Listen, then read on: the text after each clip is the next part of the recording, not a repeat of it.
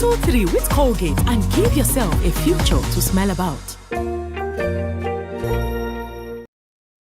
Here at NMG, we are working very hard to ensure your favorite publications, Daily Nation, Business Daily, Taifa Leo, and the East African are readily available. In a bid to support the efforts to prevent the transmission of COVID-19, NMG has ensured our staff, our distributors, and their staff adhere to set guidelines.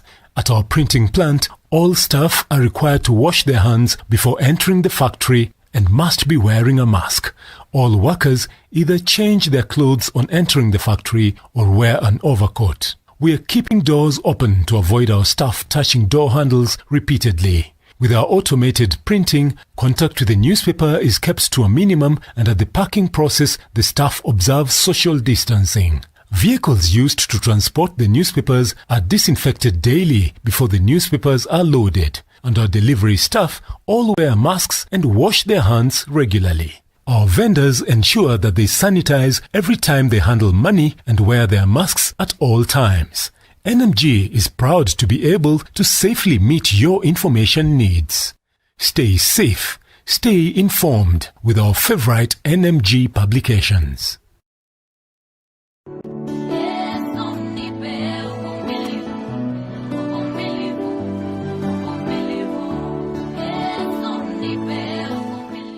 They recognize that there is no wall that you can build that can keep the enemy away from you if God doesn't keep you safe. And that's a big lesson for us.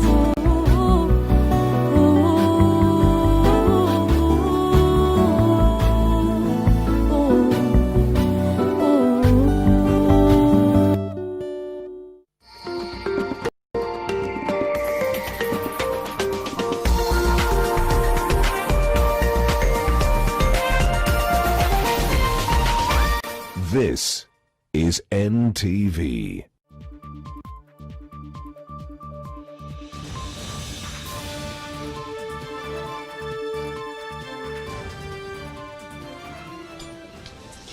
Mtazamaji, ni saa 6 mchana na kama ilivyoada katika NTV inapofika siku ya Jumatatu hadi Ijumaa tunakuwa na makala ya NTV Sasa.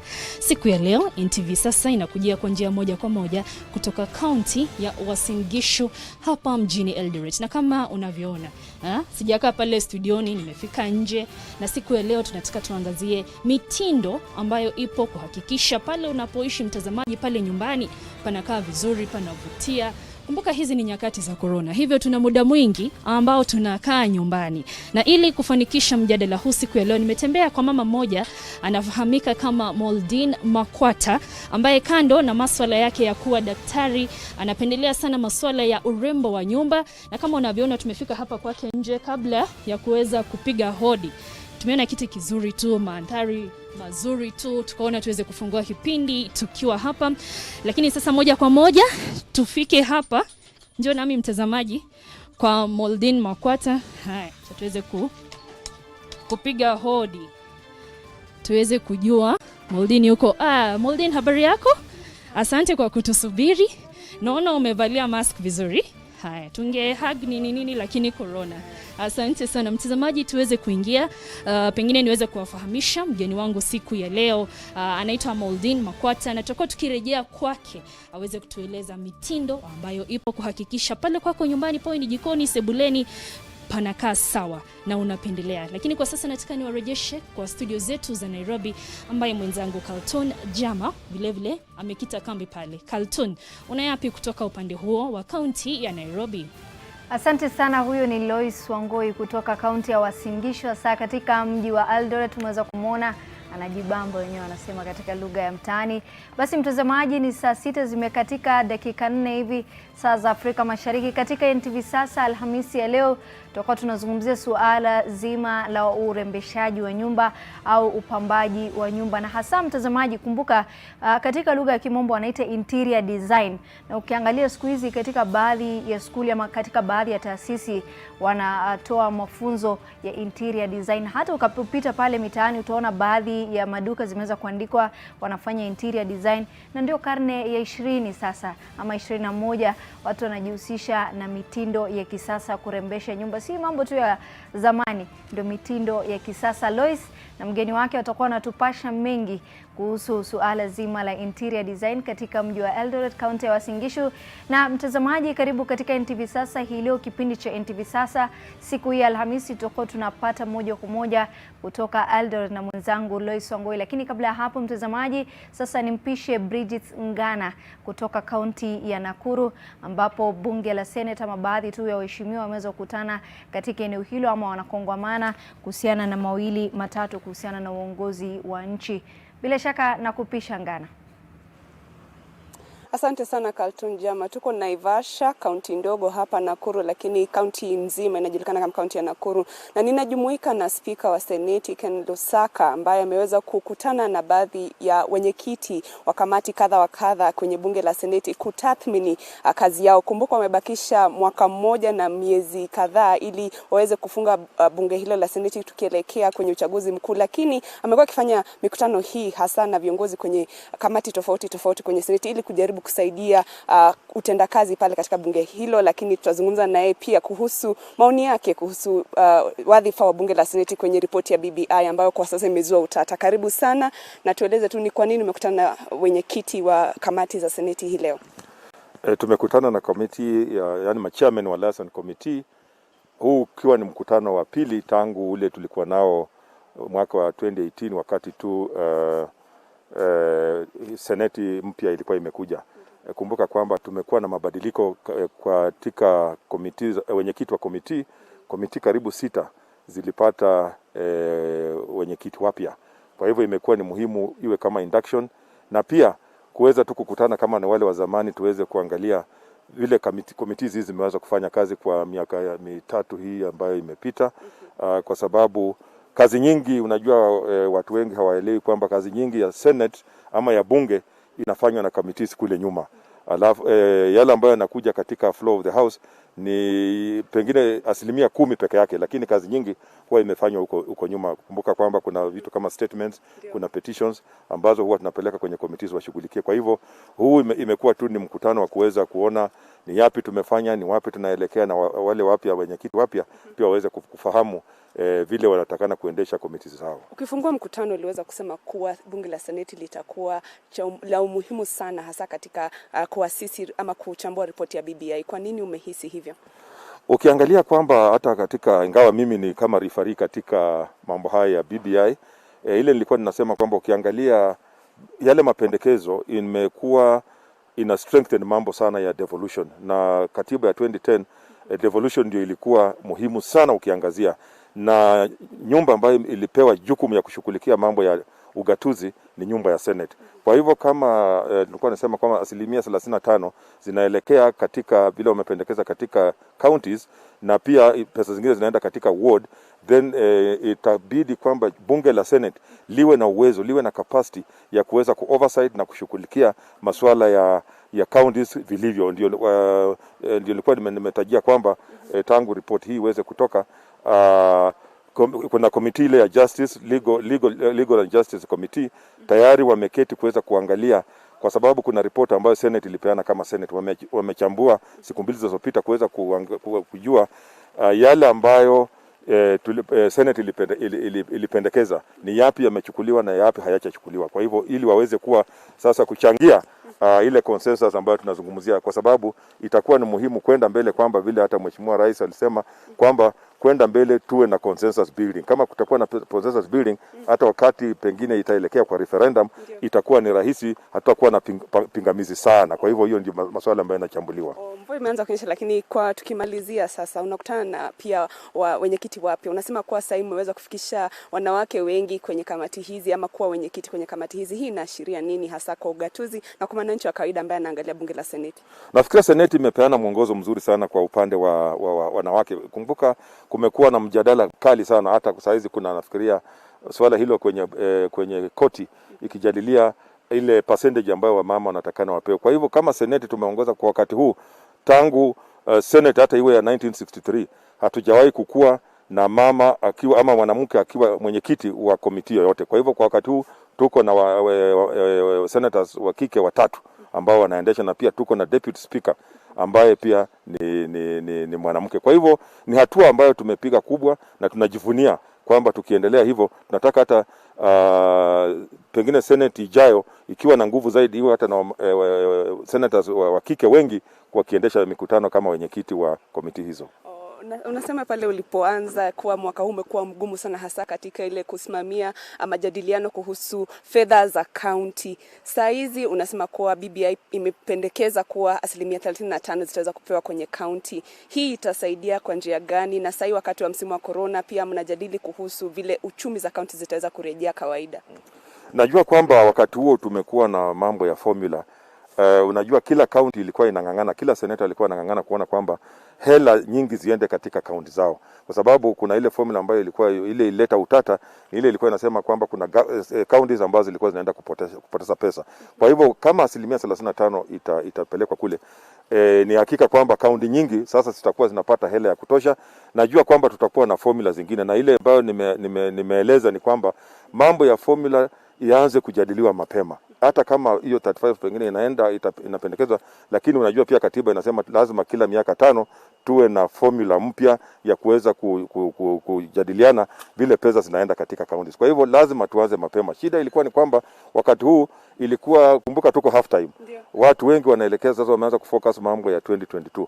Kwa hivyo ilikuwa ni kwamba watu wanaanza kufocus kwa mambo ya siasa, kwamba kama kaunti yangu itapoteza pesa itakuwa namna gani. Kwa hivyo mimi nimependekeza kwamba lazima majadiliano ya formula ianze mapema, ili tusikuje tukajikuta katika hali kama hiyo ambayo tulijikuta kwamba tunakaa vikao karibu 11 hatukubaliane, na muda ndio huo unayoyoma. Ndio. Asante sana, nitakuzungumza nawe baadaye katika taarifa zetu za baadaye, lakini huyo amekuwa ni speaker wa bunge la Seneti Ken Lusaka, na ameweza kueleza kuwa amekuwa akifanya mikutano hii na baadhi ya viongozi wa wenyekiti kwenye bunge la Seneti ili kujaribu kuangalia wamefika wapi kwa sasa. Wamebakisha zaidi ya mwaka mmoja na miezi 6 hapo kabla tuendelee uchaguzi mkuu, lakini anasema kuwa wameweza kufanya juhudi za kujaribu weka cheo ama kueneza cheo cha seneti kwenye serikalini iweze kujulikana, hasa kwa mapendekezo ya ripoti ya BBI ambayo wamehisi ni kama haiangazii hasa cheo cha seneti katika ugatuzi, na hiyo ndio kigezo ama hiyo ndio tunaweza sema kwa ndio ngao ambayo imeweza kuwekeza ugatuzi kwenye nchi hii. Na sasa watakuwa hapa kwa siku 2, lakini nitawarejesha kwenye mwenzangu Lois Wangoi, kaunti ya Uasin Gishu, ambao anaendelea na kuhusu urembo.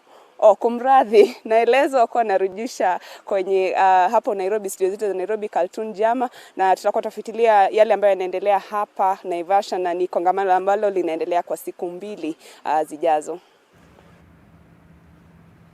Asante sana Bridget Ngana huyo kutoka mji wa Naivasha, kaunti ya Nakuru. Mweza kuona huyo alikuwa ni speaker wa bunge la Senate Ken Lusaka, ambaye anakutana na wenyekiti tofauti katika kamati ya bunge la Senate kuhusiana na masuala tofauti. Hasa pia kumbuka mtazamaji, tangu siku 2 ama siku 3 kuzinduliwa kwa ripoti ya BBI, hisia mseto miongoni mwa wananchi na hata viongozi tofauti humu nchini ni baadhi tu ya taarifa ambayo tunaifuatilia kwa karibu. Bila shaka mtazamaji, awali kumbuka mwenzangu Lois Wangoi yuko katika mji wa Eldoret, kaunti ya Uasin Gishu, ambapo kuna mmoja wa mpambaji wa manyumba au vyumba Moldin Makwata atakuwa anatueleza labda taratibu zipi zinafaa kutumika au kipi kinafaa kuzingatiwa hasa kuja masuala kurembesha nyumba. Ni mjadala ambao tutakuwa tunasikia kutoka kwa Lois Wangoi na mgeni wetu. Mtazamaji, umewadia wakati wa kuuliza swali letu la siku. Je, ni mitindo ya kupamba nyumba huzingatia nini? Je, mitindo ya kupamba nyumba huzingatia nini? At Lois Wangoi at Cartoon Jama katika mtandao wa Twitter. Tutakuwa tu tunaangalia baadhi ya kauli zako. Pia Lois katika upande wa pili atakuwa anapitia tu baadhi ya kauli. Sasa imewadia wakati wa kumpisha Lois na Moldin Makwata kutoka mji wa Eldoret aweze kutupatia siri nzima ikikuja masuala ya interior design. Asante sana mwenzangu Cartoon, na mtazamaji, kama alivyo kwamba Cartoon unaweza kuzungumza nasi. Kumbuka tuna mtaalamu hapa Kwa hivyo maswali yatakuwa bora zaidi au hata mchango wako. Lakini sasa moja kwa moja tuweze kufika katika sehemu ya sebuleni ya nyumba ya Moldin Makwata. Moldin, asante sana kutukaribisha kwako. Wewe ni muuguzi. Hapo baadaye nitakuwa nikikuuliza ni kipi kiliweza ama ni msukumo upi ulikufanya upende shughuli ya urembeshaji ama mapambo ya nyumba. Lakini kwanza kabisa tuanze na sehemu yako ya sebuleni. Ikiwa unaweza kutuelezea sebuleni mtu aitengeneze vipi akiwa pale nyumbani. Nashukuru sana kwa kunitembelea nyumbani. Karibuni tena. Sebuleni ni pale mahali penye mgeni akiingia anaona nyumba yako kwanza. Inaeleza sana kuhusu personality yako. So ni vizuri wakati unatengeza sebule yako, kitu huwa tunaangalia ni mteja anapenda nini. Kama mimi ni mtu napenda rangi, ukiangalia sebule yangu utaona kuna rangi. Lakini ukishajua ni rangi ipi unapenda kisha, sasa utaanza kupanga ukiangalia kwa pazia tuseme. Pazia kama pazia yako na zulia ama carpet ni vizuri ziendane. Sasa kama hapa pangu ukiangalia pazia zangu ni kala nyekundu ama ukipenda wine red, inafanana na zulia ama carpet. Kwa hivyo hakuna hiyo competition ya rangi. Lakini kuna option ya kuweka neutrals kisha uongeze rangi kutumia sasa mapambo ingine kama pillow zenye ambazo tunaita throw pillows. Kama unavotizama huku ya tusimame hivi watazamaji waweze kuona kama hapa ya hizi ndo pillows zenye nimetumia.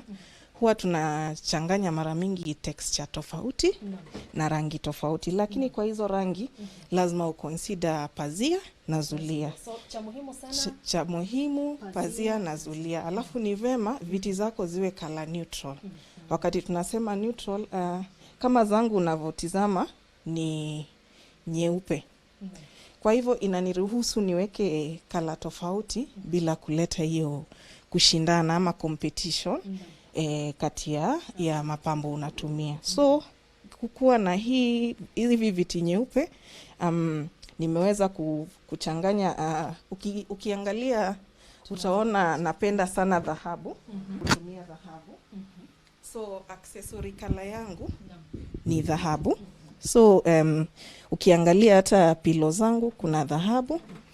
Ukiangalia stools, side stools zangu kuna dhahabu.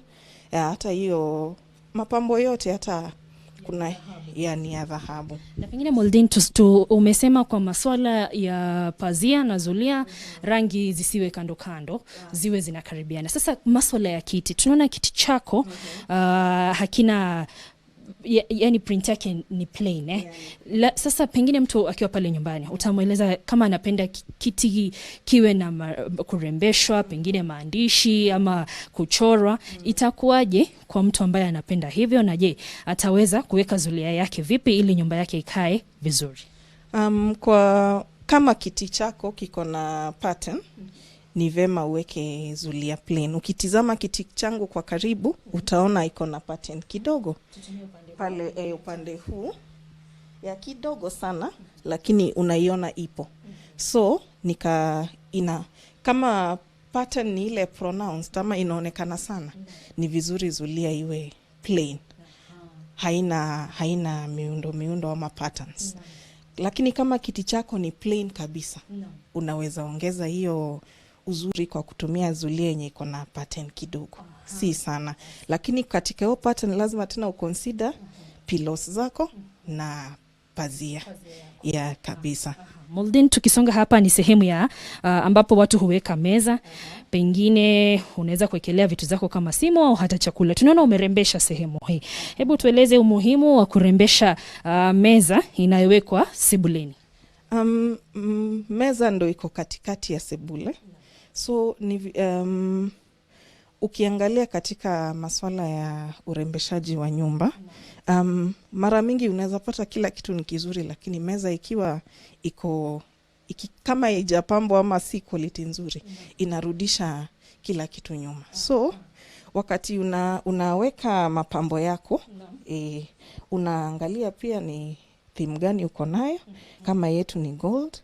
Alafu kuna hiyo tu ina enhance uzuri wa meza. Sasa kama sahii ukiingia unajua meza ni part kidogo ya hii sebule, lakini jicho lako kwanza litafika hapa. Na kitambo tulikuwa tumeona wengine tukijaribu kupamba unaweka maua tu.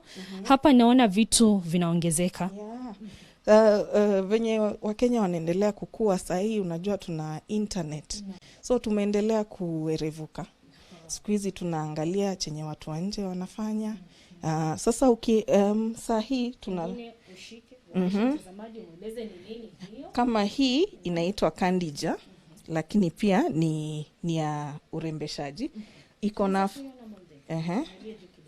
so kandija ndo hii mtazamaji. Unaweza weka pale peremende zako. Kuna saa zile wageni wamekuja wakija na watoto wadogo, peremende ziko pale lakini hawatajua. So tunasema siku hizi tunataka urembo lakini pia tunataka functionality. So wakati unaweka kitu hapo, at least kuna kazi inafanya. Kama hii hapa inaitwa candle holder.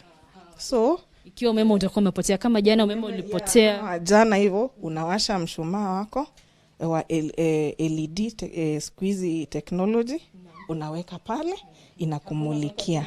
Hakuna kuweka kwa sahani. Haya, alafu kama hii inaitwa deco tray.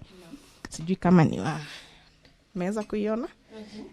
Hii deco tray ni iko na vioo. So ina reflect mwangaza kutoka kwa shandalia, inarudisha. So inasaidia kuongeza mwangaza. Sasa Mwalimu, unajua vitu vingi hapa pale mtazamaji pengine hajazoea ama amezoea, aone na kitu tofauti. Sijui tutoe hizi alafu tuone hii tray yako ambayo unaweka katika meza yako ya sebuleni, ambayo unasema ina glasi. Glasi inaleta urembo zaidi. Pia ni ya urembo zaidi. Na pia trends. Kwa sahi tunafanya sana mitindo, tunafanya sana mirror deco. Kwa sababu kuna kioo inaongeza ukubwa wa, kama ukiweka kwa chumba inaongeza ukubwa wa chumba, wakati tena ina reflect uzuri wa chumba. So inafanya functions mbili so kwa pamoja. So hii tray yetu ndo tunaita mirror tray, ndo huwa tunatumia kupamba meza ya sebuleni. Hii tray, wakati utakuwa na nikiwa na wageni, nikisema nataka kuwapa kikombe cha kahawa hapa, bado ninaweza itumia. Na ni nzuri, hata inavutia mgeni, anaona angalau umemfikiria, unamserve vizuri. So niweke kahawa yangu hapa, ni waserve. Na kama atakuja na mtoto, sweet utakuwa umeweka pale. Basi. Haya maua tunachuna kila siku pale shambani ama kuna mtindo mpya? Hili linaitwa diffuser. Kuna marashi ile ya kufanya nyumba inukie vizuri, unamwaga pale ndani, kisha inatokea kupitia kwa haya maua. So inaleta harufu nzuri kwa nyumba, lakini pia tena ni ya kupendeza, inaongeza mapambo. So always tuseme tunapamba, lakini functionality pia umuhimu tunaangalia inasaidia nini, inaongeza nini. Nataka tusonge upande huu wa eneo la televisheni. Sijui kama pale ulilelewa eneo gani? Western. Sasa pale kwetu Nakuru tulikuwa na eneo ya TV, ilikuwa inaitwa wall unit. Mbao nyingi tu zimewekwa msumari pamoja, lakini mitindo tofauti. Hebu tueleze kuhusu sehemu ya televisheni, mtu aipambe vipi? Naona hapa hakuna waya nyingi kama pale nyumbani kidogo. Sehemu ya televisheni yenye mnaona hapa inaitwa gypsum TV stand. Gypsum inatengenezwa na bodi, kisha unaweka mwangaza. So hiyo mwangaza inaleta mwangaza kwa nyumba, lakini pia inamulikia mapambo yako. Hata wakati TV imezima, bado kunapendeza kutizama. Na unaona ukiingia kwa nyumba, hii ndo focal wall, hii ndo ukuta ya kwanza yenye unaona. Sasa kwenye TV stand ni vema waya zifichwe kwa kwa umuhimu wake ni hata watoto wanapocheza hawachezi na umeme. Kisha pia kuna kwa kusafi. So kwenye TV stand kuna hizi mapambo kadha wa kadha. Naomba nikushikie mic alafu songe hapa utuonyeshe na mapambo ambayo unaweka katika eneo hili la kuweka televisheni. So kuna candle holders, tena hizi pia kukiwa hakuna umeme tunatumia. Tuchukue tu tuonyeshe mtazamaji kwa pale nyumbani. Ndo hizi unaweka mshumaa yako pale ndani, mshumaa. Kisha inamulika. Lakini wakati hakuna giza inaleta urembo. Haya hapa, hii tena ni kandija nyingine. Kisha ukiangalia ukimeki hapa switi ni nini? Tumezificha. Tunataka wasiharibu meno. Mimi nimependelea ile Molden. Jamani, hata watu wanashangaa. Hapa ni Eldoret ama tumesonga Nairobi kidogo? Ni Eldoret, lakini hivi vitu vinapatikana humu nchini. Inataka tu kuwe na hiyo keen eye na hiyo interest. Hivi vitu vyote vinapatikana humu. Hii pia ni candle holder. So candle holders kuna aina nyingi. So lazima tuangalie personality ya client na anapenda vitu vya aina gani. Hivyo ndo tunampambia nyumba. Na kabla hatujasonga Moldin, umuhimu wa mapambo haya katika eneo ambayo tunaweka televisheni zetu ni nini? Hiyo tu mvuto. Hata wakati TV imezima, bado televisheni ikizima, bado ukiangalia unavutiwa tu. Unataka tu uangalie. Unajua nyumbani kwako ndio penye roho yako. Ukiingia unatulia baada ya kuzunguka na kutafuta. So inatakana unatengeneza, ukiingia unasikia uko nyumbani. So unajitengezea, ndo usiwe unataka kutoka nje kila wakati wa corona. Unataka ukae nyumbani ukifurahia mapambo. Kabla ya tuende mapumzikoni, Molden, nimeona nyumba yako ina meza kadha wa kadha. Tulichukua hii, lakini kuna zingine huku naona umeweka na ile. Pengine kwa kifupi utuelezee umuhimu wake, na sijui kama mtazamaji anapata vizuri. Wanaipata vizuri. Kwa kimombo tunaita side stones. Ukitizama penye meza ipo na penye mgeni anakaa. Tuseme umemwekea kinywaji. Kitambo anyooshe mkono mpaka huko. Si vizuri. So kuna, kwa mfano kuna hapa side mgeni tuseme akija aketi hapa. Ukimwekea tuleta. Tukiweka hii tunatoa hapo. Wa kwanza, alafu ni seti. So kuna hii unaweza mpa mgeni wa pili. Unahakikisha zimefanana hizi. Ni vema zifanane juu tulisema unachagua theme moja na hutaki kuleta competition pale kwa nyumba. So ukiangalia side stools zetu zote ni nyeusi. Top yake ni nyeusi. So kuna lazima kukue na hiyo vitu zina flow. Like hii ni nyingine. Sasa huyu mgeni wa hapa anatumia hapa. Aya, huyu wa pale anatumia hapa. Lakini tena bado inatumika tena kuweka mapambo. Sasa kama hii side lamp. Na kabla ya kwenda mapumzikoni, tunaona pale sehemu ya mlangoni, tengeneza mahali pazuri tu pa kuweka funguo zako. Kabisa. Unaweza kutuonyesha pale ukiwa nyumbani funguo zako utaziweka vipi? Ama utafute mkebe, uzirushe mkebe, wasiagi imeisha ama mafuta yameisha? Sasa tumetoka kwa hizo enzi za kuweka vifunguo kwa mikebe. Unatafuta unachelewa. So tumeweka hii karibu mlangoni. Funguo mara mingi zimebeba uchafu sana. Sasa hautaki kuingia nayo uende nayo ndani. Mtoto akule. So ni vizuri unaingia, unaweka hapa. Unaenda unasafisha mkono. Alafu ukitaka kuipata wakati wa kutoka ni rahisi sana.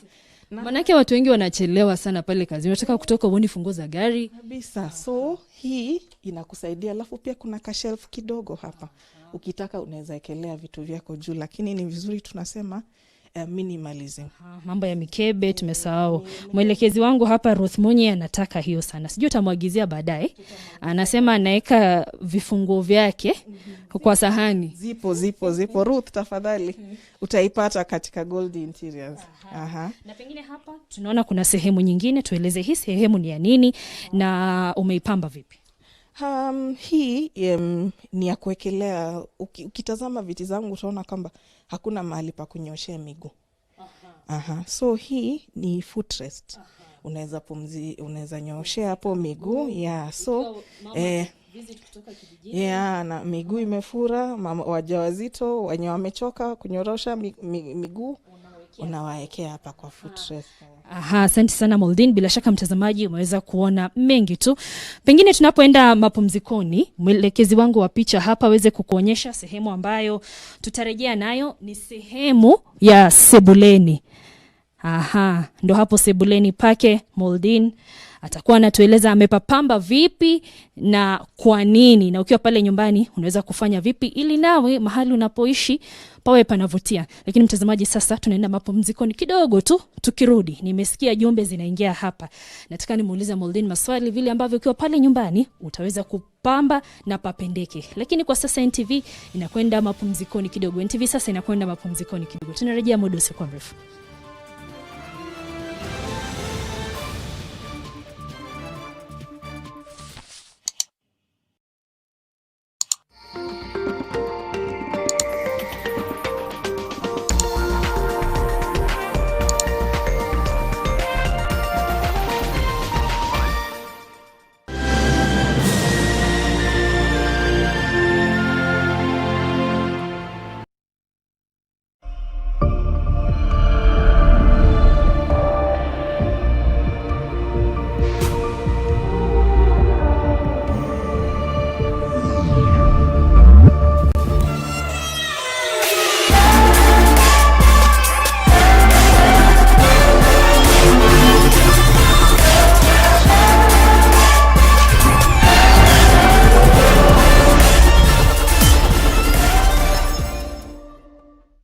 Love garlic in your food but hate the hassle of making it? Introducing Fresh Fried Garlic, specially crafted with garlic oil for healthy living. The oil has a beautiful garlic aroma and adds an extra kick when used on your favorite meals. Fresh Fried Garlic combines wonderfully on salads, stir fries, marination for meat, or simply when sprinkled on your favorite dish. Try Fresh Fried Garlic today. Available in all leading outlets countrywide.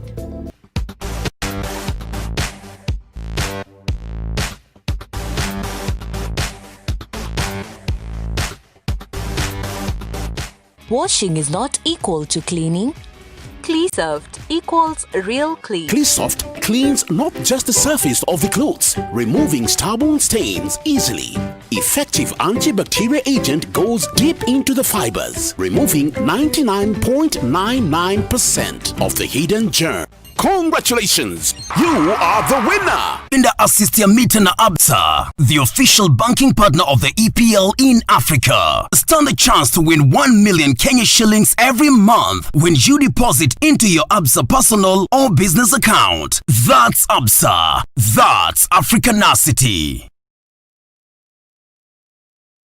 Get to Bonga 10 and enjoy 100 minutes Airtel to Airtel. Upgrade to Tubonga Plus 20 to get 100 free minutes Airtel to Airtel plus 10 additional minutes to all networks. Dial star 544 hash. Not just for a few, but for every one of you. Airtel, the honest network. Timeless love. Si pudiera bajarte una estrella del cielo. When revenge grabs hold of your heart, the battle between love and hatred is to the death. A man who vows to avenge his brother, and his revenge will hurt an innocent woman. A woman he hates, but also loves desperately. Timeless love.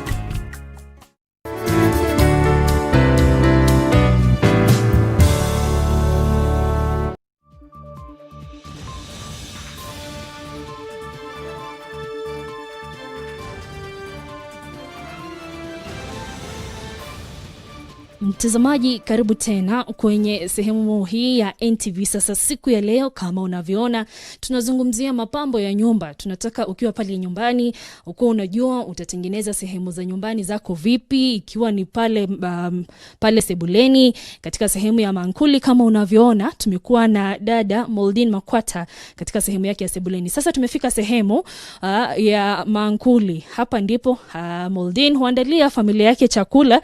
Moldin, asante sana kwa kuturuhusu mahali hapa. Pengine tuanze na masuala ya hapa juu kidogo. Tumeona umeweka taa nyingi, ulituambia design mapambo haya yanaitwa gypsum na taa hii pia.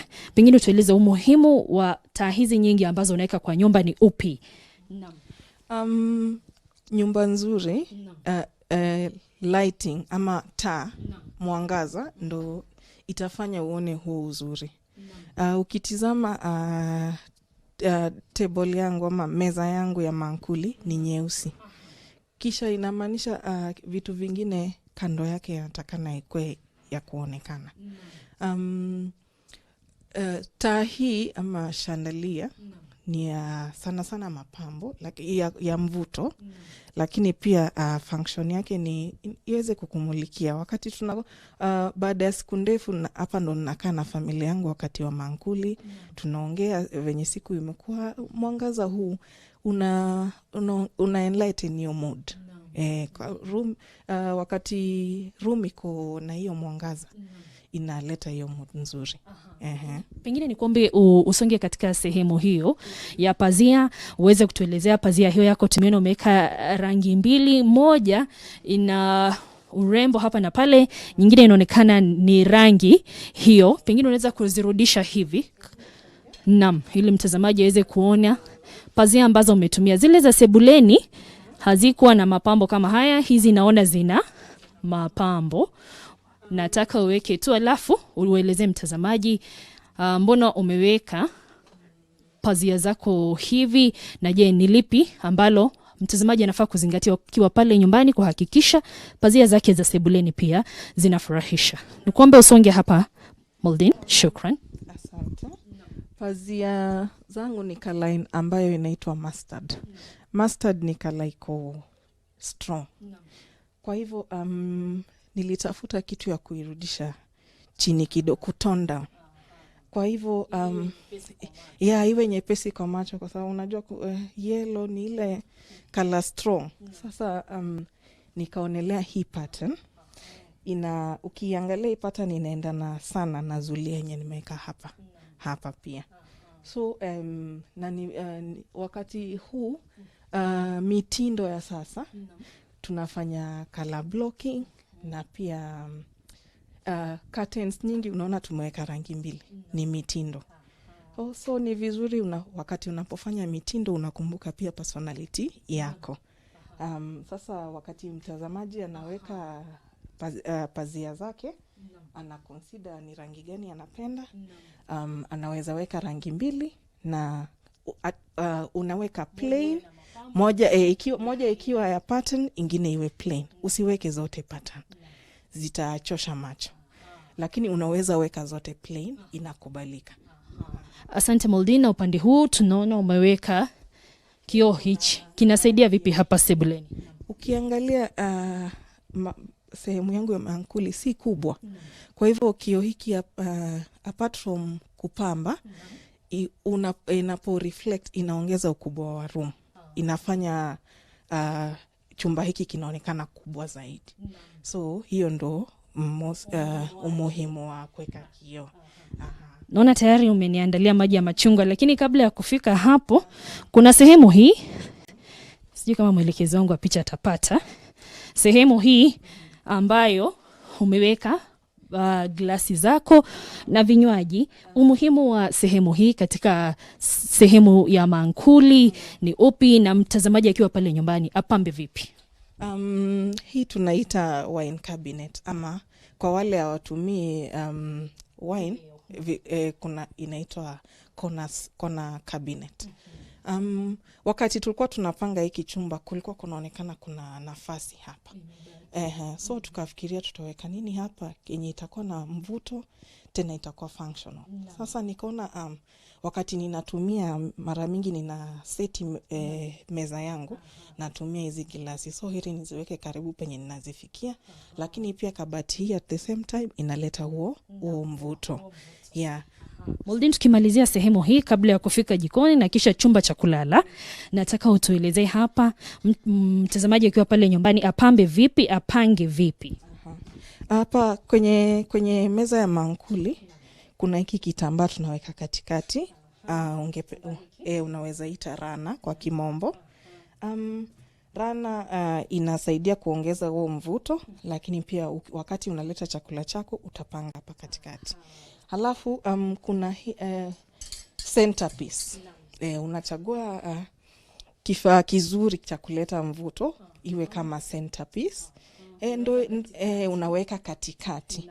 Ya kisha hiyo ni extra tu, napenda kuwekea watoto wangu vitafunio pale kwenye kukija. Naam. Yeah. Alafu kuna hii charger plates hizi. Ni za mapambo, lakini pia situmii table mats mimi. Vyakula vyangu. Maana yake watu wengi ukiwapa wageni chakula unaweka kwanza kitambaa chini alafu ndio sahani. Sasa tuache mambo ya table mats. Kama una uwezo wa kununua charger plates, sio za bei ghali, zinapatikana, zipo. Hizi zinakuletea huo, tunasema naleta mapambo lakini ni functional. So chakula chako kikiwa moto hauharibu meza yako. Unaweka pale. Sasa Moldin, naomba usonge upande huo tuweze kufika eneo la jikoni. Alafu Moldin alikuwa amesema vile vile atataka tufike katika chumba ambacho wageni wanaweza kukaa, lakini hapa ni jikoni. Moldin, mtu akiwa pale nyumbani utahakikisha vipi kwamba jikoni lako liko sawa, liko safi na kuna vifaa vya kutosha? Tunaweka cabinets ama kabati pale juu na pale chini. So hata kwangu leo sijaweka, inatakiwa vitu mingi zenye umeweka kwenye countertop zisiwe hapo. Na kama unaweza minimize, uweke vyakula vyako vyote viingie kule juu, vyombo viingie kule juu. Ukitizama penye tumeweka vyombo vyetu, tumeweka kwenye ukuta, tumemount kwa ukuta. So hiyo ni, ukiangalia hili chumba si kubwa pia. So lazima tujifunze kufanya kazi na nafasi yenye tuko nayo, nafasi ndogo, lakini pia tusijaze. So sana kabati zitakusaidia. Alafu kukua na inaitwa nini? System yenye unapanga mpangilio, kama pale ni vitu vya mtoto, pale ni spices, pale ni kona ya cereals, hapa pia ni vyakula, cereals venye tunatumia hapa. Na pengine swali langu kabla tujaenda katika chumba cha wageni. Watu wengi wanaweka kifaa hiki cha kupasha moto vyakula ama kutengeneza vyakula, microwave, wanaweka juu ya kifaa hiki cha kuhakikisha vyakula haviharibiki ama fridge. Inapaswa hivyo? La. Kwa sababu hii ni ya kuleta baridi na hii inatoa joto. So hata ukiangalia safety measures au paswi weka chochote cha kuleta joto juu yake. Hata ikija friji yenyewe inakuja na instructions, usiweke kitu juu. Tunaweza elezea mtazamaji, either utafute space kando kwa countertop yako ama utengeze floating shelf kisha uweke. Nimekupata vizuri. Sasa sijui pia pale kwa kupanga hapa kwenye friji inakuanga tatizo. Umepanga vizuri, tufungue yako tuone mfano. Ama siku nyingine. Tuone tu. Iko sawa. Wacha tuone tu. Naona umetafuta mikebe ya kupakia chakula.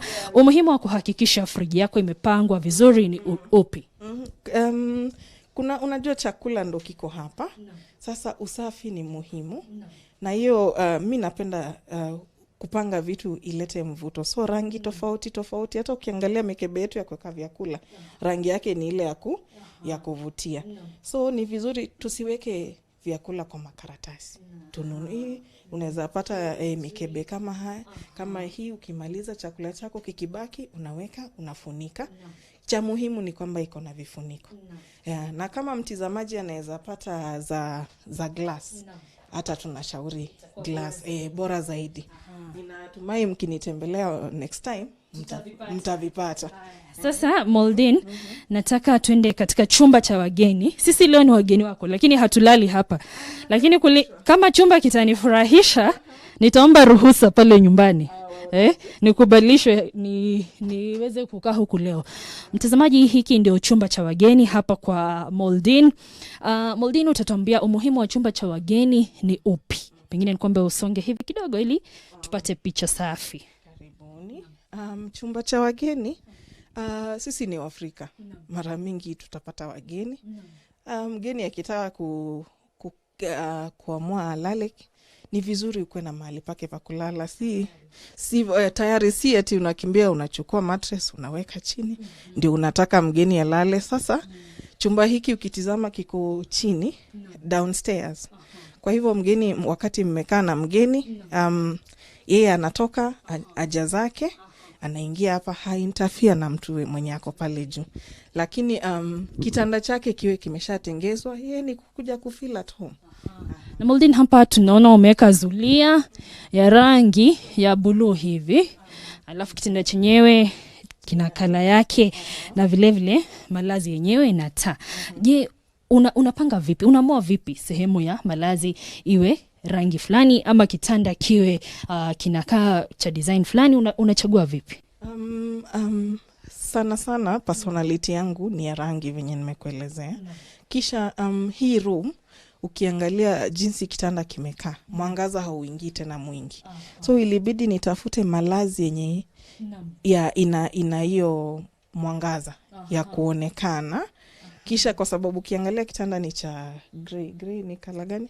Jivu. Sasa mitindo ya sasa tumekuwa tukifanya sana grey na mustard. Inaingia vizuri. Na Moldin, mimi pale kwangu napenda hizi ambapo unakelea kichwa chako jioni sana. Pengine unaweza kutuonyesha jinsi ambavyo uliweka na unachagua vipi, na ukiwa pale nyumbani mtazamaji apange vipi? Leo ni wakati una pilo zako alafu kuna ile throw pillow. Throw pillow si ya sebuleni peke yake. Kuna za bedrooms. Leo kwangu nimeweka tu moja, sikutaka kuweka mingi. Leo nimefanya minimalist look, nimejaribu. So unasimamisha, usilalishe foronya yako hivi, simamisha. Kisha kama uko na throw pillow moja ama mbili, simamisha pale nyuma. Wengine kuna alafu kuna sausage pillow hapa. Rangi yake tumetoa cover yake kidogo, rangi yake ilikuwa inaendana. Kisha ukishapanga pillow zako, unaongeza sausage pillow yako pale kwa urembo zaidi. Unaona pia hapa umeweza kuweka zulia. Umuhimu wa zulia katika sehemu za malazi ni upi kando na urembo? Kuna ile, unajua tiles ni baridi. So tunataka ile joto kwa bedroom. Ukiingia zulia unapata hiyo joto. Asante sana Moldin. Na tukisonga mbele, ikiwa mtazamaji atakuwa na sehemu ya gorofa pale nyumbani kwake ama sehemu ya staircase, tunaona jinsi ambavyo Moldin ameweza kutengeneza sehemu hiyo. Umeweka zulia nyekundu, red carpet. Moldin, ndo wakati ninapoamka una feel umejiwekea red carpet kwa nyumba, kuanzishia siku vizuri.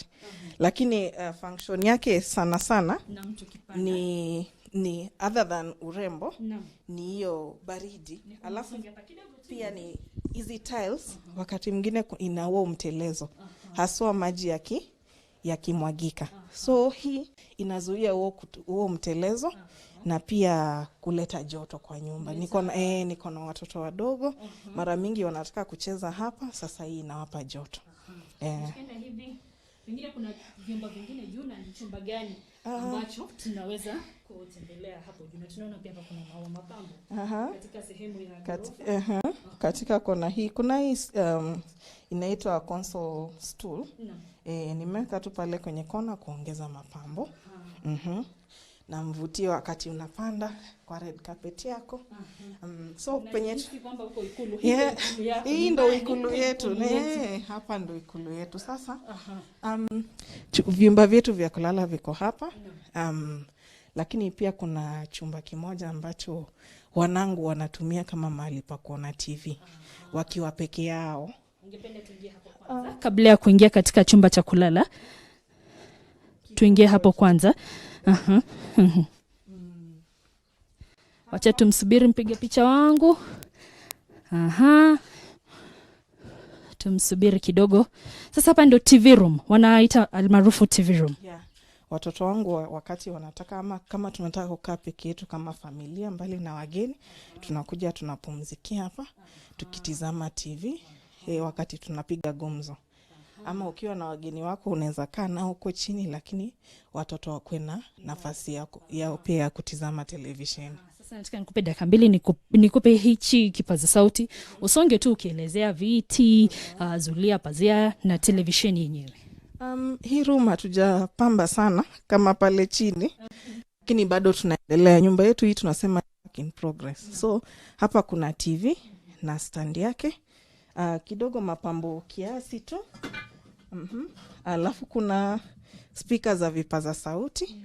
Alafu kuna hizi throw pillows pia za kuongeza mvuto na pia kuegemea. Alafu blue na kidogo yellow ama manjano. Sasa pazia yangu ni teal blue, lakini ukiangalia zulia inafanana na kiti.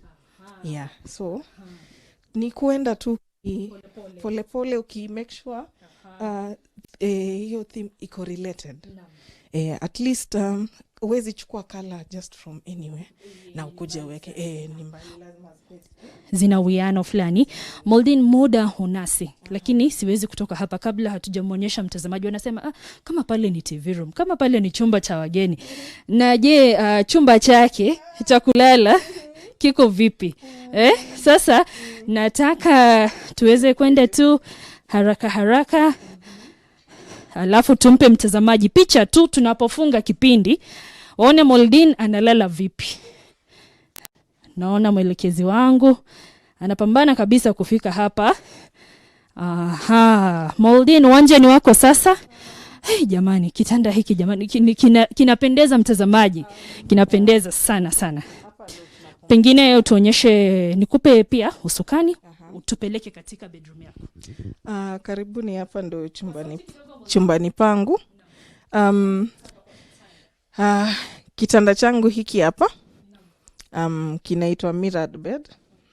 Alafu pilo zangu ama foronya ni decorative. So tuliamua kufanya peupe Versace. Haya, kando yake hapa kuna taa ama bedside lamp na bedside table. Hapo ndo unaweka vitu vyako, lakini kidogo unapamba pia. Kuna mapambo ya bedside. Kisha sehemu hii hapa ndo kuna pazia. Theme ya hii room ilikuwa manjano. Pengine nikushikie ukiendelea uweze kufunga hii pazia mtazamaji aone vizuri. Sasa ukiangalia vizuri hii na ya pale chini kwa maankuli zinafanana. So theme tulikuwa tunafanya nayo kazi kwa nyumba. Ndio hii inajirudia. Naona hapa ndo utafunga kipindi jamani. Mahali pa kuketi, window seat, lakini pia unaweza weka blanketi zako ndani na shuka za kujifunika, inaongeza storage lakini iko na function. Alafu pale ndio penye wakati ninataka kupata kikombe cha kahawa nikitizama TV ninaketi pale. Pengine tukifunga kwa haraka kabisa, mtazamaji amekuona katika NTV na mtu amependa kazi yako, atakupata vipi mtandaoni? Tuko na Facebook page na Instagram page, tunajiita Gold Interiors and Makeovers. Namba yetu ya simu iko pale 0724 002 396. Ukipiga ile namba utanipata mimi, tutazungumza. Kisha tukishazungumza na client, tunapanga site visit, tunaenda kuangalia vile mahali panakaa, kisha tunaelewana, lakini tunaconsider sana kwa kazi yetu personality ya client. Asante sana. Amekuwa ni mgeni wetu Moldin Mokwata. Nimependa hapo, lakini tena nasikia nikae hapa. Pengine nifunge mtazamaji katika sehemu hii ambayo Moldin hutumia katika chumba chake cha malazi kuweza kupumzika baada ya siku ndefu. Anafungua TV yake hapa, unaweka NTV jioni, si ndio? Mpaka NTV weekend. Tunashukuru sana kwa muda wako mtazamaji. Natumai umeweza kupata mawili matatu. Umerevuka jinsi ya kuhakikisha pale pako nyumbani panapendeza. Haswa nyakati hizi za corona ambao tunajipata na muda mwingi sana nyumbani. Mimi naitwa Lois Wangoi. Shukran sana kwa muda wako. Hivi sasa NTV inarejelea vipindi vyake vya kawaida ikiongoza na NTV at ONE.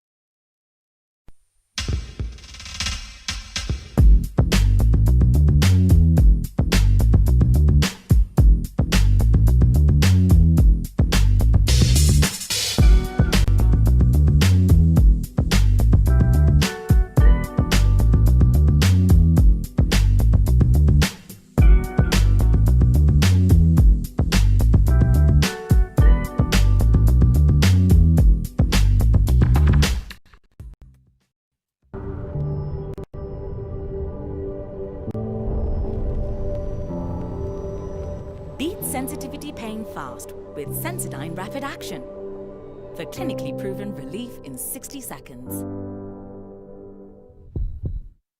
Timeless love.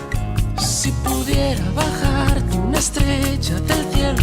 When revenge grabs hold of your heart, the battle between love and hatred is to the death.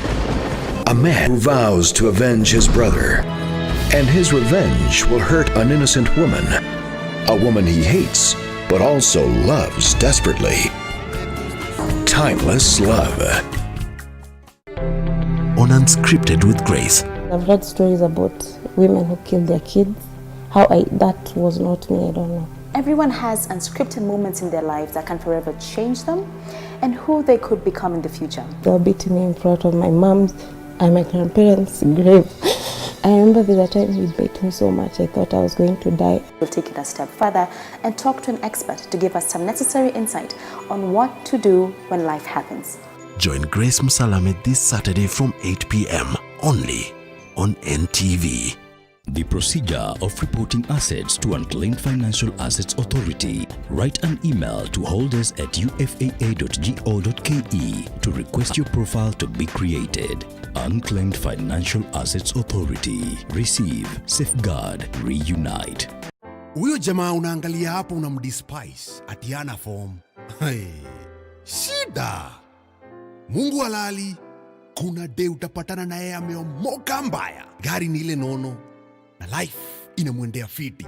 Na wewe umechapa. Mako. Do hivi. Jisort na umorio. Mjenge life. Usije ukaregret maze. To get Jisort na Morio by Vuma, dial *811*930#. Skiza na Nation. Royalville Gardens is an exquisite gated community nestled in a serene and secure neighborhood within Kiambu County, next to Tatu City and just 2.4 kilometers off Ruiru Kamiti Road at Nova Pioneer School. The property is subdivided into 1/8 of an acre plots designed to create stunning contemporary homes offering versatile and spacious accommodation for your family. SMS your name to 20866 today for more details. We are Nation, Africa's independent media brand. We are committed empowering all Africans, from the young to the old, from the curious to the educated, and from the heart of the cities to the rural areas. We are nation. Join us, because if you want to get far, you do it together. Nation. Empower Africa.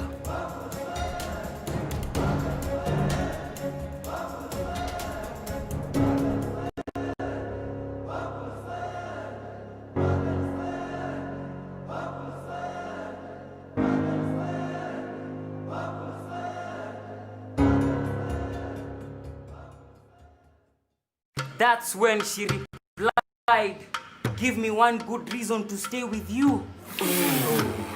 Nikamtumia 100 reasons to be my boo.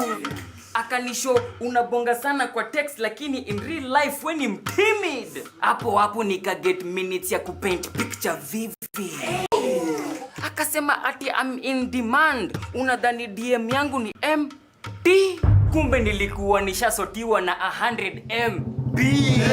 Call, SMS and browse from only 10 shillings with Telkom. Now that's power. Telkom, moving with you. Africanacity is Paul Kihuha turning scrap metal into affordable film equipment. At ABSA, we love Africanacity. Royalville Gardens is an exquisite gated community nestled in a serene and secure neighborhood within Kiambu County, next to Tatu City and just 2.4 kilometers off Ruiru Kamiti Road at Nova Pioneer School. The property is subdivided into 1/8 of an acre plots designed to create stunning contemporary homes offering versatile and spacious accommodation for your family. SMS your name to 20866 today for more details.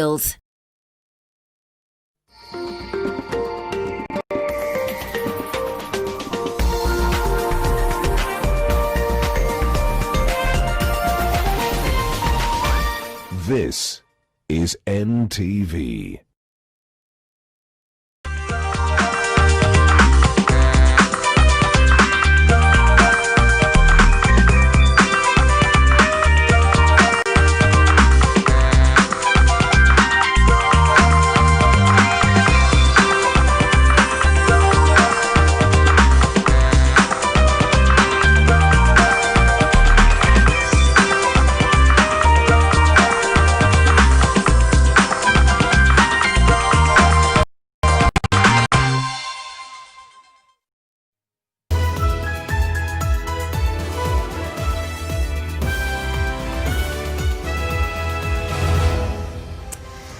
A very good afternoon to you. Thank you for joining us. You're watching NTV at ONE. My name is Zainab Ismail. We have all the stories making headlines across the country and beyond. Our Education Cabinet Secretary Professor George Magoha has stated that the examination timetable will remain unchanged despite the alarming spike in coronavirus cases reported in some schools. Magoha adds that stakeholders will meet at a later date to determine whether other students can report back to school. The CS was speaking at the Uhuru Gardens Primary School in Nairobi while on an inspection tour of desks that were delivered at the institution. This is part of the implementation of the economic stimulus package where 653,000 desks will be made by youth across the country. Magoha also cautioned that those who have failed to deliver on the desks that they will have their tender awards reversed.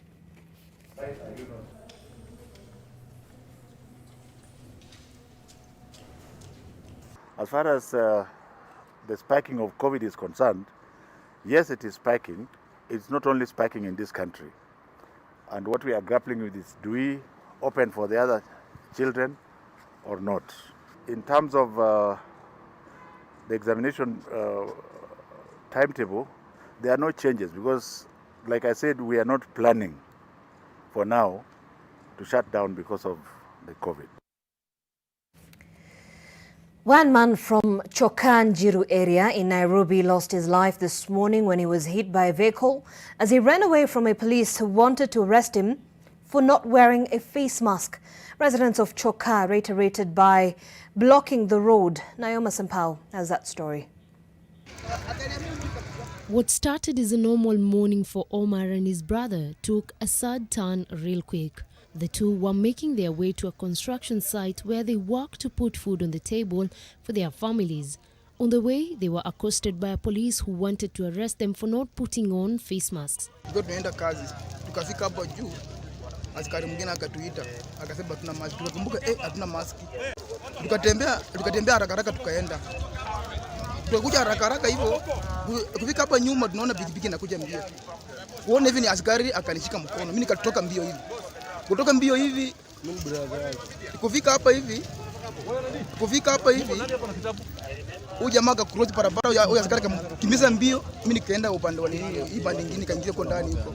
Askari kalipo amshike, ukari kampika kwa barabara. According to residents, it has been a norm for police in Choka to arrest those who do not have face masks and charge them a fine of 500 shillings. Furious residents lit tires and blocked the roads to protest against the death of the young man. Police were forced to shoot in the air and used tear gas to disperse the residents who remained adamant. The body of the deceased has been moved to Mama Lucy mortuary. Nayuma Sampao, NTV. Well, Nakuru Governor Lee Kinyanjui now says all the public and private hospitals in the county are overwhelmed with COVID-19 patients. In the past month, Nakuru has seen a sharp rise in coronavirus cases, which currently stand at 2,415. Well, 52 people have so far died from the COVID-19 in the county, and the virus has spread to all the 11 sub-counties. The governor is now making an appeal to the residents to observe the preventive protocols. Hospitali zetu, I'm talking of Nakuru here, over 80% of our beds are already occupied by COVID-sick patients. In the private hospitals ambazo ziko hapa, hata kama uko na pesa, they will not be able to accept you kwa sababu the beds set aside for COVID are already full. Lakini utakuta baadhi yetu tukiambiwa tuweke social distance, tukiambiwa tuoge mkono, tukiambiwa tujaribu kudisperse tusiwe watu wengi wakati moja, wengine wanachukulia maneno haya kwa hali ya mzaha. Meanwhile, President Uhuru Kenyatta is expected to officially launch the Health Summit on universal health coverage on Saturday in Mombasa County. The summit is expected to kick off tomorrow, where different stakeholders will be deliberating on matters health. Our reporter in the Coast Region, Kevin Mutai, is now joining us live with more details. Kevin? Well, that is indeed very true, Zainab, and we're expecting the president on Saturday. But from tomorrow, what we know according to the program is that CS Mutahi Kagwe will be together with other key stakeholders in the health sector to deliberate on various issues ailing the health sector. Remember, this is coming at a very critical and crucial time when the country is facing the coronavirus pandemic, which has ravaged the country with the increasing cases of infections reported from each and every corner in the country. I believe that that will be the subject of the day before President Uhuru Kenyatta will officially launch the UHC partnership program between other stakeholders. But remember, this is also happening at a time, what we know right now is that the CS Health Mutahi Kagwe is currently meeting chief executive members for health from across the country at a hotel here in Mombasa, whereby later in the afternoon he will be giving a daily brief on the coronavirus situation in the country. So we'll also have an opportunity to speak to different stakeholders in the health sector to also identify where the country is really going wrong with regards to dealing with the pandemic. Remember also, the president in the couple of days will be convening another extraordinary summit to review the regulations that were put in place to curb the spread of the disease, with many, of course, anticipating that the head of state might propose placement of other tougher measures so as to regulate the spread of the disease. Remember, this is coming at a time when the health authorities are complaining and raising concerns after many Kenyans continue flouting or disregarding the COVID-19 protocols put in place by the Ministry of Health. According to some of the sources within the Department of Health here in Mombasa, these particular concerns including Kenyans failing to put on their mask and even maintaining physical and social distancing, as well as maintaining the hand washing hygiene. So all these issues are the things that perhaps we're expecting to hear from the head of state, and of course also understand that several leaders, not only from the coast region but from the entire country, will be part and parcel of that meeting. So from here we'll be heading to White Sands, where we'll be joining Mutahi Kagwe, and definitely make sure you stay tuned to NTV for the daily briefings on the coronavirus situation in the country. Back to you, Zainab. All right, thanks, Kevin Mutai there from Mombasa County. Now, Senate Speaker Ken Lusaka has called for the strengthening of the Senate in the BBI report, saying the House of Parliament is the founding pillar of devolution. The Speaker is currently meeting with chairs of the Senate committees to assess the state of devolution and the economic recovery in the counties during this pandemic. And Bridget Sangana has been following up on the proceedings and is now joining us live from Naivasha. Bridget, what more details are expected to come out from this meeting? Well, Zainab, it is a meeting that is done every 2 years, and right now the Senate is looking at its final lap. It has about more than 1 year in office before the general election, and today they are meeting with the new chairs and also the old chairs of Senate committees, and these are people who are doing oversight on county governments. What we just noted right now is the absence of the representation from the Council of Governors. They are not here. The representation from the County Assemblies Forum, they are not here. We only have the CAS from the Ministry of Devolution, who's representing the Devolution Cabinet Secretary Eugene Wamalwa in this very important sitting. Remember, the Senate has always been seen as a house that is only attacking the governors when it comes to matters finance and usage of public funds in the counties. These are some of the things that are giving devolution teething problems. But to help me understand the importance of these committees is the Mombasa Senator Mohamed Faki, and he's just going to tell us briefly why it is important for you to be here and take stock of the time you have been in office. Yeah, as you are aware, recently we have had a change of leadership in the Senate committees, and it has brought in members of the opposition into chairs of different committees. Personally, I chair the Senate Devolution Committee that deals with the approval of regulations and rules that come from the ministry. As you are aware, some acts of parliament give power to the minister to make regulations and rules. Yes. Now, when those regulations are made, they're supposed to be laid before the Houses of Parliament for approval, and that is what we normally do. So the new committees that have been constituted have been able to revitalize the committees of Senate in the sense that they have brought in new chairs of the committees from the opposition, which now gives the diversity that is required in a House of Parliament. Talk about maybe the issue with in terms of stock taking and in terms of maybe the role the Senate has played in ensuring devolution survives thus far. What does that mean now, even as you hand over maybe to the next Senate in the coming year plus? The major things that we've been able to do first is that we have been able to cement the role of the Senate. As you are aware, in the last 2 months or 3 months, we have had the debate on the revenue allocation, which was very crucial because that was the single most important function of a Senate that is done every year. So we are able to show to the members of the public that this is a very important function that the Senate plays, and it should not be taken for granted. We were able to show the country and the world at large that as senators, we need to make sure that there is equity and proportionality in the allocation of resources to the counties. We should make sure that no county is able to lose any resources in the course of the financial year, and that's how we protect devolution.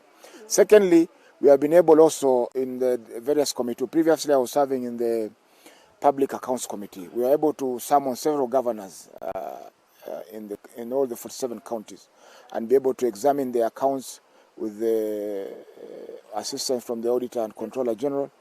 And we're able to show that their powers to expend money are not absolute. They are subject to the issues of accountability, and that is what the role of oversight of the Senate comes in. Thank you so much. That was Mohamed Faki. Thank you so much. We'll speak with you later on. That was Mohamed Faki, the Mombasa senator, and he says that this special extraordinary meeting of chairs of the Senate committees is because they're supposed to bring together cohesion and build national cohesion in the Senate. But some of the emerging issues is the relationship between the governors and the Senate. It's still icy, it's still frosty, but these are some of the developments taking place here. Remember, we noted that some representatives from the Council of Governors and also the members of County Assembly Forum are missing in this very, very important delegation that is being led by the Senate Speaker Ken Lusaka. All right, thanks, Bridget, and we'll be getting more details from Bridget later on in our subsequent bulletins. Now, Devolution Cabinet Secretary Eugene Wamalwa is calling on governors to sell the BBI agenda as devolution stands to gain the most. According to CS Wamalwa, who was on a tour of Kitui, the 35% proposed in the BBI would spur growth and bring resources closer to them. Devolution is the biggest winner of BBI. And when devolution wins, every Kenyan is a winner. Sababu tunaona matunda yale tumeona ya ugatuzi hapa. Tumetembea leo tumejionea. Ukienda Takaba Mandera utajionea matunda ya ugatuzi. Ukienda Urum kule Turukana utaona matunda ya ugatuzi. Ukienda Nasal Pokot ama Swamboda huko kwetu ama Luahaha ama Busia hata Migingo Island utaona matunda ya ugatuzi. Kwa hivyo wacha waseme mambo mengi, lakini mujue the biggest gain kwa BBI ni nini? Devolution. 35% tukipewa hapa Kitui, sisi tutakuwa sawa. Ile ingine itaendelea kwa sababu sasa nitakuwa na miradi na Kikotex mingi. Kikotex tuko na moja hapa Kitui, nataka sasa niweke ingine Mutomo, niweke ingine hapa Mwingi, tuweke ingine kwingine na kwingine, na nyinyi mkikaa kwa cabinet muache bidhaa ziache kutoka China. Meanwhile, 2 members of parliament from Eastern Kenya have poked holes in the recently launched BBI report, saying that it would have a negative economic impact. The legislators accused those behind the push for constitutional change of selfish motives. Any financial, economic analysis of the impact of the BBI on the economy of Kenya. I expected those experts to do budget analysis of the cost of implementing that BBI. BBI is a fraud. It's theft to Kenyans. There are very serious gaps that are not explained. There is a lot of hypocrisy. So when I look at this whole thing, is a creation of some few confused fellas who do not realize that their time is up. Now, the BBI report has been widely termed as a panacea for not just the political ills bedeviling the country, but also its economic woes. From a tax break for micro, small and medium-sized businesses lasting 7 years to a grace period for Higher Education Loans Board beneficiaries lasting 4 years, the report is not short of proposals to extend relief to struggling businesses and households. But can the Kenyan economy in its present state afford these proposals? Does the country have the fiscal space to absorb the cost that comes with such? Well, tonight, starting 7:30 p.m., we host a live virtual conversation to count the cost.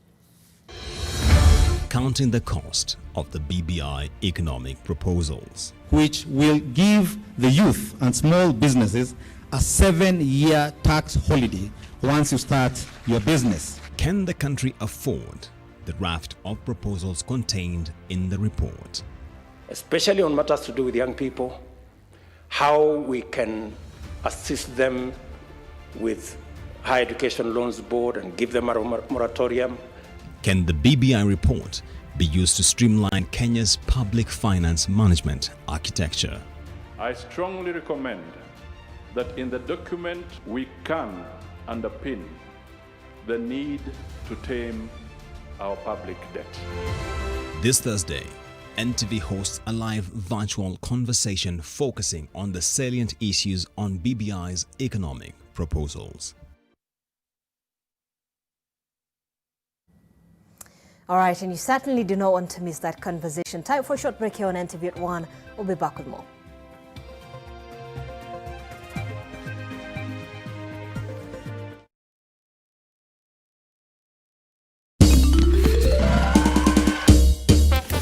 Sona moja imetengenezwa kwa njia spesheli ili kupambana na maumivu kwa haraka. Sona moja ina aspirin kama kiungo. Sona moja, kitulizo kamili. Maumivu yakizidi, pata ushauri wa daktari.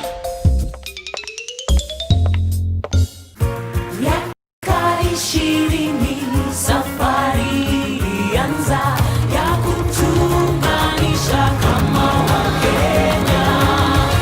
Twende tukiuke, twende tukiuke. Let's go beyond, let's go beyond. Let's go beyond. Mimi na wewe tukikundi, kazi nzuri ya kujivunia. Let's go beyond, let's go beyond.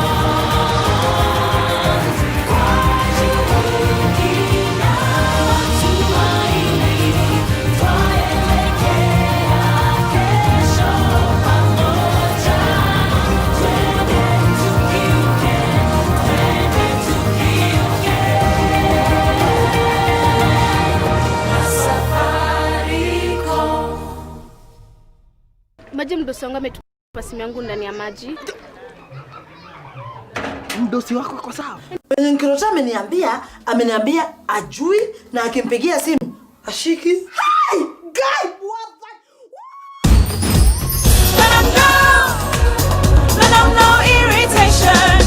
For the women who deserve more, Moped is now in Kenya and more than 40 countries. With its nylon-free surface, new Moped has unique softness and up to 100% protection. Your skin will love it.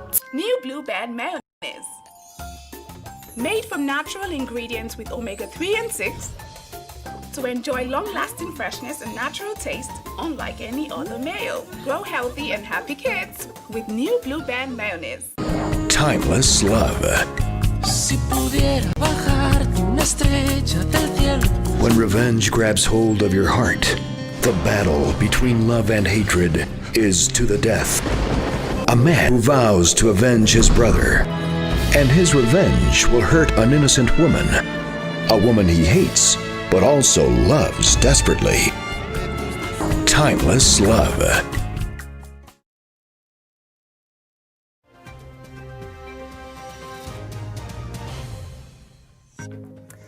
Well, thank you for staying with us. You're watching NTV at 1. Now, appearing before the National Assembly on Wednesday, nominated Data Commissioner Immaculate Kasait sought to explain just how she would seek to gain Kenyans' confidence as far as the role is concerned. This following her tenure at the Independent Electoral and Boundaries Commission. Anita Nkonge with more.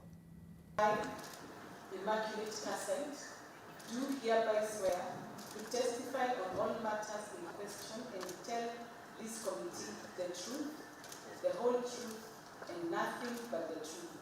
So help me God. It has taken 1 year since the enactment of the Data Protection Act of 2019 to finally nominate and vet a potential data commissioner. The commissioner is the key to implementing many of the regulations the Act gives. Immaculate Kasait, the president's nomination, was on Wednesday vetted before the National Assembly as she defended why she thought she was best fit for her role. Currently, the Voter Education Partnership and Communication at the Independent Electoral Boundary Commission, many have questioned just how independent she may be from the government when it comes to the protection of data. But I need you to inspire that confidence, looking at the people of Kenya, and tell them that you carry with you that public trust. I think I'm prepared. I believe I'm prepared, not I think. With the second phase of Huduma number registration pending, and with so many weary of it, Kasset says she is more than able to not only protect citizens' data, but also hold the government to task if out of line. There can be no hotter job to serve in this country than that of working in an election management body. I believe I'm prepared because I have had that opportunity to serve in this country in a highly political environment, and you cannot be better prepared, I believe. If cleared to be the country's first data commissioner, her term would last 6 years with no option of being re-elected. It's very important to meet the different categories of stakeholders. I had listed them earlier, from insurance to bankers to telecoms, anyone dealing with data, to have a feel of what they are doing.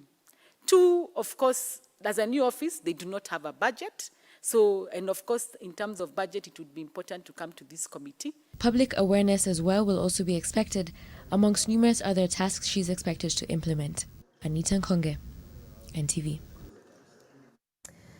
Well, the county government of Kirinyaga is calling on its residents to regularly go for cancer screening, terming it as one of the diseases that is now turning out to be one of the biggest killers. Speaking when they held a walk to create awareness, the county's health department asked residents to visit the county's hospitals that had now been equipped with screening machines that would greatly help in directing and detecting early cases.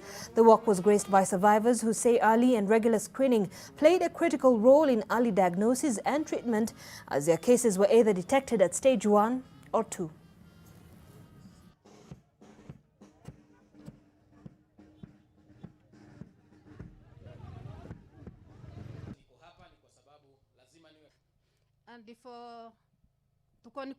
Ugonjwa wa saratani ukikufikia ama ukija kuelewa wakati utakapofika katika stage 4, itakuwa ni vigumu sana kuweza kureverse ama kusimamisha ama kutibu ule ugonjwa. Kwa hivyo vile ningetaka niwaulize wale ambao wameweza kuhudhuria siku ya leo na muweze kupeleka hiyo habari pia katika manyumbani mwenu, ni ya kwamba saratani wakati sio tu wakati ule umesikia ya kwamba ama umehisi ni kama wewe ni mgonjwa, ni wakati wote uweze at least hata kama ni mara 2 kwa mwaka uwe unaingia katika hospitali unaangaliwa. Well, sugarcane farmers from the Nyando sugar belt that include Nandi, Kericho and Kisumu counties have vowed to vote out respective governors and senators who are calling for the rejection of the 2020 sugar regulations. The leaders of various sugarcane farmers associations converged in Kisumu for a stakeholders forum. They accused the governors and senators of planning to reject the CS Peter Munya-led reforms in the sugar sector that, among other things, ban the importation of sugar and sugarcane products. The farmers' representatives, led by Kenya National Alliance of Sugarcane Farmers Organization, Secretary General Michael Arum, says they were not consulted by the Council of Governors and the Senate Committee.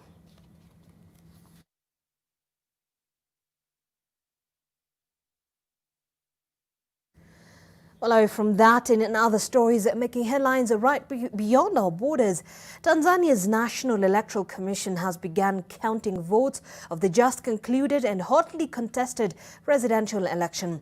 There are over 22 million registered voters, and officials say the turnout was huge. However, opposition candidate Tundu Lissu of the Chadema party alleged widespread irregularities and called for mass protests. Tanzanians voted on Wednesday in an election overshadowed by opposition complaints of irregularities such as ballot box stuffing, as President John Magufuli, who is accused of stifling democracy, seeks a second term in office. Some 29 million people had registered to vote in the elections for a president in mainland Tanzania and Zanzibar, as well as for lawmakers and local councillors. Tallying is underway and results are expected next week. Meanwhile, major independent observers such as the European Union were not invited or barred, unlike in previous elections.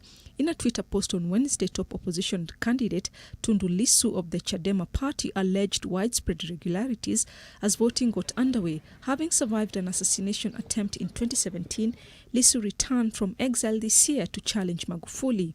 The 52-year-old has urged supporters to stage protest on the streets if election results are announced on Thursday without ballots being counted properly.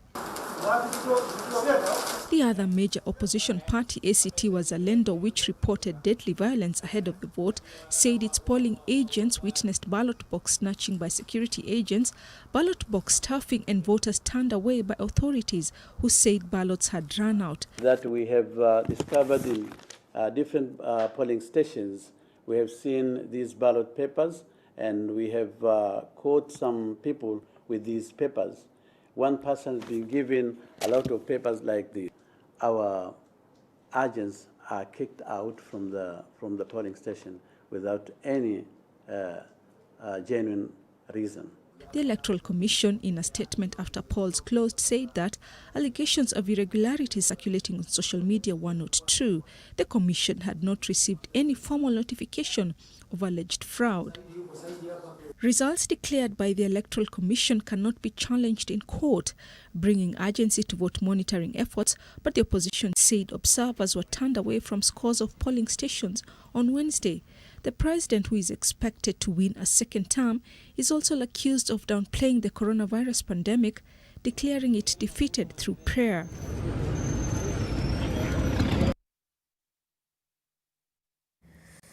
Well, away from that, let's now take a look at stories making headlines in the world of sports. And schools can and should be used to form the basis for sports among the youth. This is what advises the creation of a sports complex named after a former Harambee Stars coach, Elijah Lidondi, who coached the national team in the 70s. His son Abdi, who runs the Beverly School of Kenya, says the sports complex will honor his father's role in the national team. The sports complex will be within the school and will nurture talent from far and wide. The Nyandarua-based school's proprietor has also urged the government to find ways to protect private schools amidst COVID-19. And in the middle of the track,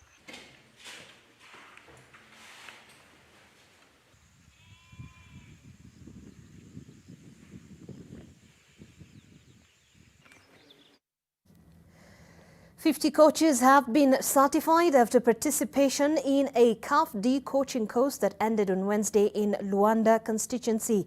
The course was organized by the Football Kenya Federation, Luanda National Government Constituency Development Fund, and the Kenya Academy of Sports. Now, according to the FKF, 3,000 trainees have so far benefited from countrywide coaching courses. Luanda constituency Member of Parliament Christopher Omulele, alongside Kenya Academy of Sports CEO Dr. Doreen and Western Region NEC member Tony Kwaya presided over the closing ceremony. We work with the federations. Even when we are mounting courses, we do it in collaboration with the federations. When we are doing the talent identification activities, we do it with the federations. We found a ground that is almost zero, and we took it upon ourselves to train coaches in Class D, that is the basic level. From there, we have trained almost half the coaches of 3,200, 500. We've trained half of them in Class B, and over about 800 in Class B. We are going to develop a sports academy where we want to encompass basketball, we want to nurture netball, we want to nurture swimming, because we recognize that the young people in this region are extremely challenged in terms of finding employment. But we know that if these young people are channeled into sports, sports is the new maker for developing young people. And Golf Park's David Wahu won the fourth leg of the Safari Tour Golf Series at the Par 72 Sigona Golf Club after completing a 4-round total of 1 under par 287. It is, however, a tough final round for Mudani and Ooko, who both carded 4 over Par 76 to tie for second place with senior pro Dismas Indiza, who fired 1 over Par 73 for an all-rounds total of 2 over Par 290. While Wahu took home the top prize of 150,000 shillings, the 3 second-placed players earned 85,000 shillings each, a total of 24 players, including 3 amateurs who made the second round cut.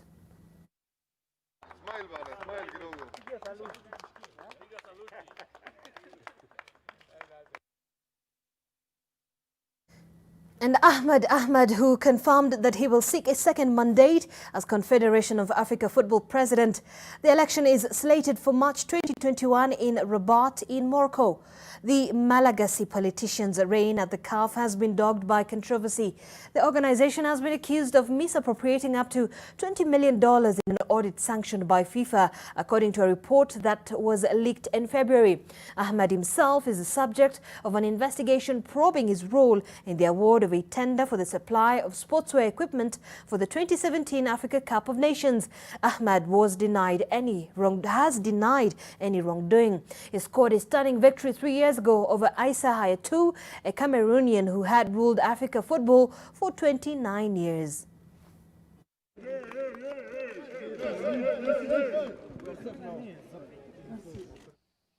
Lesotho, Liberia.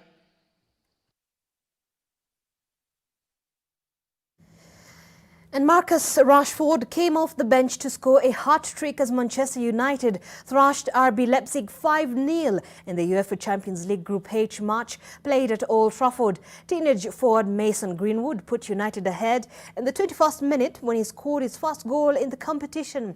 Rashford then